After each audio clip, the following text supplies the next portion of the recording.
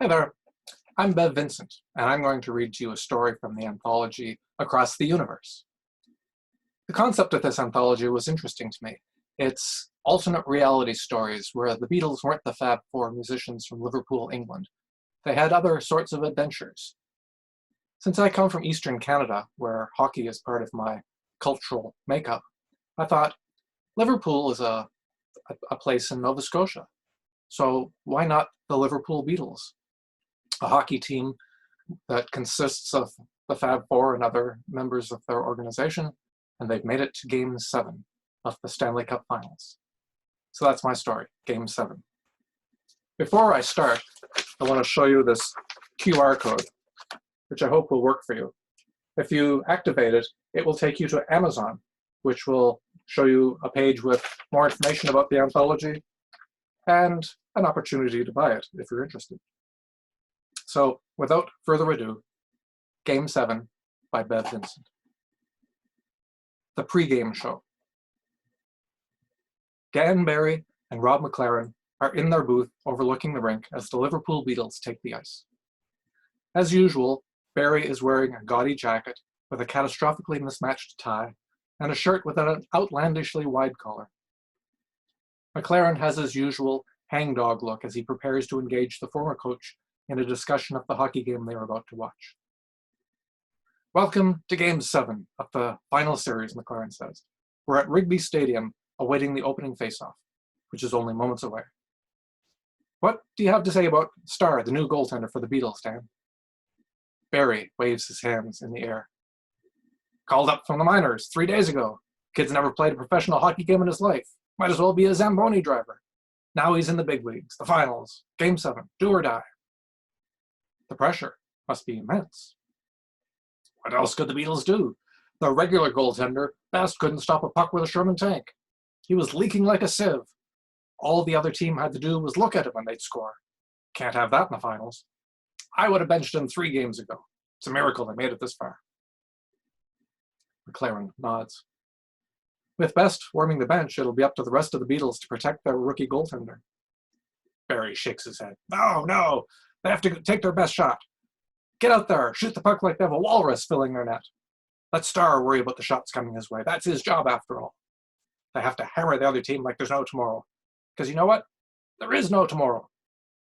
After tonight, everyone gets to play golf for the next 4 months, including me. McLaren nods. He's heard Barry's rants hundreds, if not thousands of times before. He's also seen Barry golf, and it's not a pretty sight. Let's talk about the rest of the lineup. Beatles are in good shape. Impressive team. I know when they decided to expand the league from 6 teams to 12, I spouted all kinds of crap about how it's going to ruin the game, but I'll be the first to admit it. I was wrong. Can I get you to sign a statement to that effect? McLaren says, holding up a pen. Barry waves off the taunt. It's part of their shtick. Never mind that. Who would have guessed? Liverpool, Nova Scotia could put together a competitive bid. Beat out Los Angeles for the final spot in the league. And here they are, 2 years later in the finals with the series tied 3-3. We were going to discuss the lineup, remember? Right, so first we have number 9, Lennon. Number 9, number 9, number 9. Why do you always do that? Barry asks. McLaren shrugs, so Barry plunges ahead. He's left wing. Barry smirks broadly for the camera. Of course. Why, of course? Well, let's face it, the long hair and all the guy's political leanings are pretty obvious to me. Everyone. Not saying he's a full-blown commie. He lets the thought dangle. Neither here nor there. On the ice, now that matters. Right. On right wing, they have number 8, Preston. Probably their weakest link. There have been rumors the Beatles want to trade him, but he's still there, picking up the slack, making shots. Underappreciated, if you ask me. Good hands. Might do better on another team next season, though. And at center, they have number 64, McCartney. Big guy like that, you'd think he might be a goon, but the guy's got serious chops. Speaking of which, I was in their locker room before Game 6. They were singing to unwind. The voice of that guy, you wouldn't believe it. It's a silly song about their hotel breakfast, scrambled eggs, something like that. But what a set of pipes. If he ever gets injured and can't play anymore, he might have a backup career. And on the ice, he's the team leader, even without the C on his chest. He and Lennon make a heck of a 1-2 combination. Just about every goal the Beatles have scored in the series has their name on it. Speaking of the sea, the Beatles are strong in defense as they are up front. Sure, Harrison, Martin, the captain. Good, solid defense, and they aren't afraid to get their hands dirty. Rough it up a little, take a check, give a check. I like to call them the hit makers. McLaren forces a smile. Good one. Let's listen now as they play the national anthem. Cherry leans into the microphone. They should let McCartney do it. Amazing pipes. First intermission. McLaren and Barry are back in the booth. Barry is almost vibrating from drinking too much coffee, whereas McLaren looks ready to strangle his longtime working partner. People love the fact that they're so different, oil and water, yin and yang, but sometimes it looks like McLaren doesn't think any of this is funny at all. 20 minutes into the final game, we have a scoreless tie, McLaren says. He looks at Barry the way an explosives expert regards a ticking bomb. But did you see Harrison take down Jagger? He got just enough shoulder into that hit to send him flying into the boards. I love a good hit. Spent 2 minutes in the box because of it, though. Gave the other team some decent scoring chances. Good thing Starr is looking pretty solid in the net. He had to handle nearly 20 shots, but not many of them seemed to give him trouble. Kid's a natural, Barry says. I can tell. You look at a goalie and you can see whether they have a sense of rhythm on the ice or not. He's the real deal. Arms and legs, got it all covered. That shot he snatched out of the air with his glove, it had some English on it. Richards really put some mojo on his shots, and that one was headed for the top right corner. If he hadn't snagged it.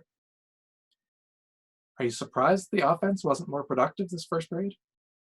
Nah, everyone's got jitters. First period's where you work all that out. Get ready for some serious play. It's like a rehearsal. They were feeling the other team out, sketching out how they'll perform for the rest of the game. They were testing the goalie, finding ways to penetrate the defense. It's all good. So, sounds like you think the Beatles are going to win the champions. Well, you know me, I don't like to pick favorites. McLaren rolls his eyes. What? I don't. But if it's a prediction you're after, I think the Beatles are in it to win it. If they could stick together and work as a team, they have a terrific future. And to think, Liverpool, right? McLaren puts his hand to his earpiece and nods.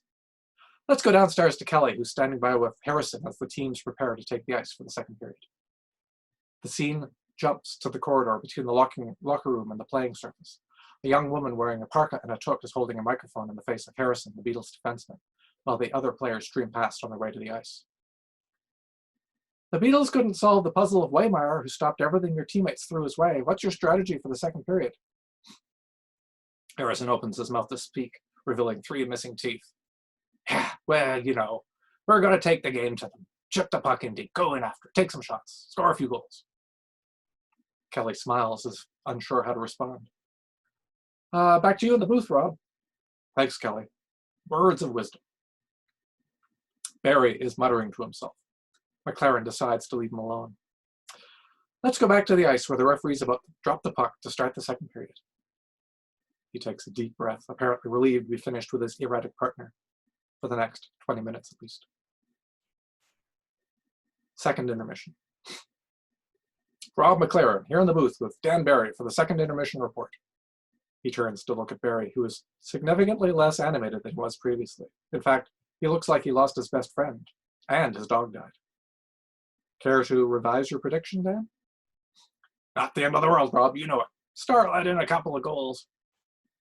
Pretty easy shots, to be honest. Have you ever been out there between the pipes?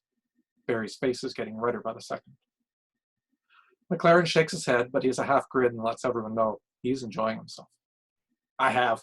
Hardest position in professional sports. Everything's resting on your shoulders. You're the rock of the team, the anchor, the engine room. Okay, maybe he looked a little shaky on that first one, but I'll bet it was a screenshot. McLaren shrugs and pulls a face. Let's go to the tape. The video replay shows the opposing team member, Watts, winding up and taking a slap shot from near the blue line. It isn't a hard shot. Watts only got a piece of the puck after his exaggerated windup. The puck is only a few inches off the ice when it starts and enters the net to the left of Starr's padded leg. The goaltender barely moves. So, who screened him exactly? McLaren asks. Barry huffs and puffs. It was a bad angle. I think he was blocked by his own defenseman. Sure, Dan, sure. I'm pretty sure we have it from another angle. Care to review that one? Barry sticks out his lower lip. Game's not over. I still have 20 minutes to even things up. The Lennon-McCartney line didn't produce many scoring opportunities in that period, though, you have to admit that. Barry is seething. Referees should have called a couple of obvious penalties. Did you see the way that Yeager tripped Lennon? He would have had a breakaway if not for that, and Yeager got away with it. Clarence smiles. He's having a much better time during this segment, seeing his longtime partner in such obvious distress. When the camera shifts away from them to take in the start of the third period, McLaren asks in a low voice, so how much money do you have on the Beatles, anyway? Barry sneers. Never mind about that. Let me watch the damn game. The post-game show. The camera finds McLaren and Cherry standing on a red carpet near the edge of the playing surface. Barry is beaming, and McLaren looks reasonably happy as well. Well, Dad, looks like you were right after all. 3 unanswered goals, 2 from Lennon, 1 from McCartney, and the Beatles are the league champions. Let's see who we can get over here to talk with us. McLaren waves at the celebrating team members who are performing the ritual handshake at the end of the game. Team captain Martin is hoisting the trophy to a cheering crowd. Don't get Harrison, Barry says. You hardly get a word of him. Dump in the puck. Go deep. That's all he ever says. McLaren continues to try to get the attention of one of the Beatles for a post-game interview. Barry adjusts his gaudy tie and throws back his shoulders. I don't want to jinx anyone, but this could be the start of another great hockey dynasty. I can't wait to see how they do next season. These guys, they have what it takes. They'll write songs about the Beatles. You heard it here first. McLaren does a double take, peers at the 2 lines of players and coaches streaming past each other down the middle of the rink as everyone shakes hands and pats their opponents on the shoulder. Huh. That's interesting, McLaren says. What? McLaren points at a figure in the lineup who looks out of place. Someone who isn't wearing skates, most definitely isn't a member of the coaching staff. A person of the female persuasion. Barry's mouth drops open. Is that? McLaren nods. Uh-huh. Lennon's girlfriend. I've never seen anything like that before. Coach Epstein told me that she shows up for the team meetings, too. Is that even allowed? McLaren shrugs. What harm could possibly come of it? He waves again. Hey, McCartney, over here. The end. I hope you enjoyed Game 7 and that you'll check out some of the other stories in the anthology across the universe. If you'd like to learn more about me and my writing, feel free to visit bevvincent.com.